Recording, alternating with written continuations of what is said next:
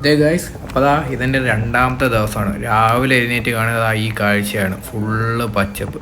ഇപ്പം നമ്മൾ കറൻ്റ്ലി മഹാരാഷ്ട്രയിൽ കൂടെയാണ് ഇപ്പോൾ പൊയ്ക്കൊണ്ടിരിക്കുന്നത്. ഇവിടുന്ന് നേരെ നമ്മൾ പോയി പല്ലൊക്കെ തേച്ച് ഒന്ന് ജസ്റ്റ് ഫ്രഷായി നമ്മൾ കുറച്ച് നേരം ട്രെയിനിൻ്റെ വാതിൽ ചെയ്യുന്ന കുറച്ച് കാഴ്ചകൾ കാണുന്നത്. ഇപ്പോൾ കറക്റ്റ് ഫോറസ്റ്റ് ഏരിയ കൂടെയാണ് ഗൈസ് പൊയ്ക്കൊണ്ടിരിക്കുന്നത് മഹാരാഷ്ട്രയിൽ. നല്ല തണുപ്പുണ്ട് രാവിലെ തന്നെ.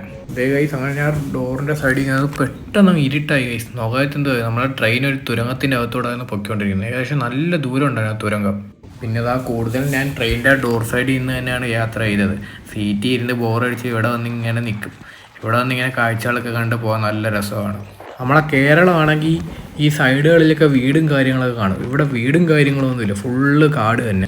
പിന്നാണെങ്കിൽ പോകുന്ന വഴിക്ക് ചെറിയ ചെറിയ വെള്ളച്ചാട്ടങ്ങൾ കാണാം, കണ്ടോ? അതൊക്കെ നല്ല രസമാണ് കാണാൻ.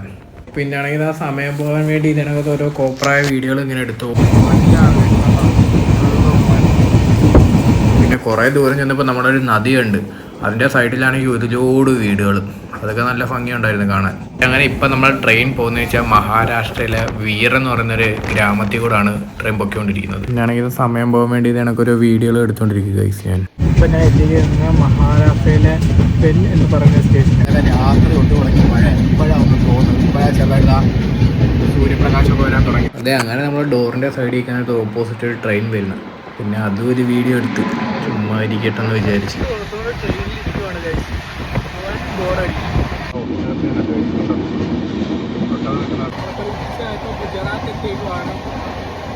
ഇതാണ് ഗുജറാത്തിലെ ആദ്യത്തെ സ്റ്റേഷൻ.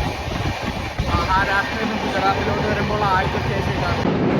ഇപ്പോൾ നമ്മൾ ട്രെയിൻ പോകുന്നതെന്ന് വെച്ചാൽ ഒരു അയൺ ബ്രിഡ്ജിലൂടെയാണ്. സത്യം പറഞ്ഞാൽ ഇവിടുന്ന് താഴോട്ട് നോക്കുമ്പോൾ നല്ല രീതിയിൽ പേടി വന്നുണ്ട് ഗൈസ്. വൈകുന്നേരം ഒരു 5:30 ആയപ്പോൾ സൂര്യ അസ്തമിക്കാൻ തുടങ്ങി. സത്യം പറഞ്ഞാൽ ട്രെയിനിൻ്റെ അകത്തിരുന്നുകൊണ്ട് ആ ഒരു കാഴ്ച കാണാൻ നല്ല രസമുണ്ടായിരുന്നു ഗൈസ്.